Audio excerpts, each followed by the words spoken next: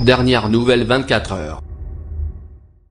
Le milliardaire breton Vincent Bolloré a été placé en garde à vue mardi dans les locaux de l'Office central de lutte contre la corruption et les infractions financières et fiscales, OCLCIFF, à Nanterre, dans le cadre d'une enquête sur des soupçons de corruption autour de l'attribution de concessions portuaires en Afrique de l'Ouest, ont indiqué des sources proches du dossier, confirmant une information du Monde.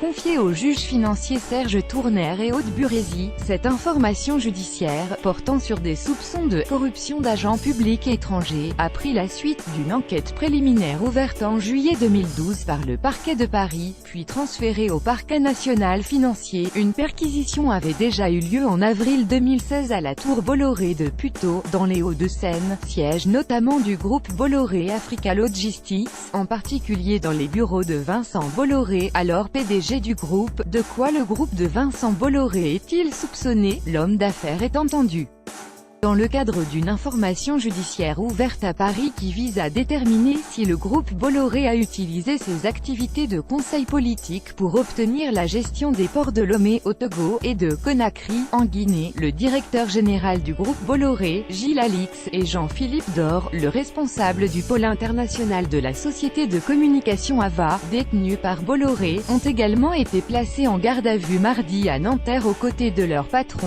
a appris l'AFP de sources judiciaires, confirmant une information du Monde.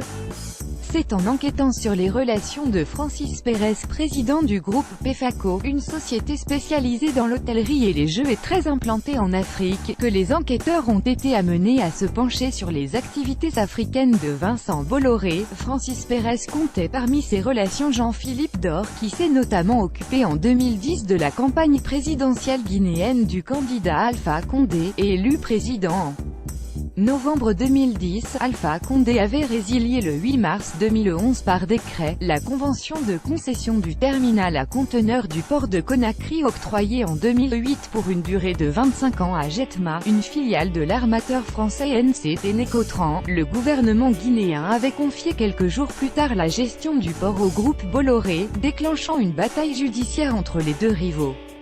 Un peu plus tôt, au Togo en 2009, quelques mois avant l'élection du président Faure Gnassingbé, le groupe Bolloré obtient la concession portuaire pour 35 ans du port de Lomé.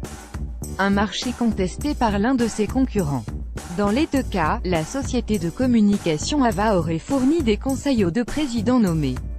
Des conseils possiblement sous-facturés. Comment réagit le groupe Bolloré? Le groupe Bolloré dément formellement que sa filiale de l'époque SDV Afrique ait commis des irrégularités. Les prestations relatives à ces facturations ont été réalisées en toute transparence, déclare dans un communiqué le groupe français. Comment réagissent les marchés? Conséquence immédiate du placement en garde à vue de son patron, le groupe Bolloré a plongé de 5% au CAC 40 mardi matin, à 11h59, le titre perdait 5,02% à 4,24 €, dans un marché à l'équilibre, moins 0,09%, la valeur avait ouvert à l'équilibre à 4,46 € et ne s'en était pas vraiment éloignée depuis l'ouverture jusqu'à ce que le marché prenne connaissance de la nouvelle en fin de matinée. Et le démenti formel du groupe qui a suivi n'enrayait pas l'érosion du cours de l'action.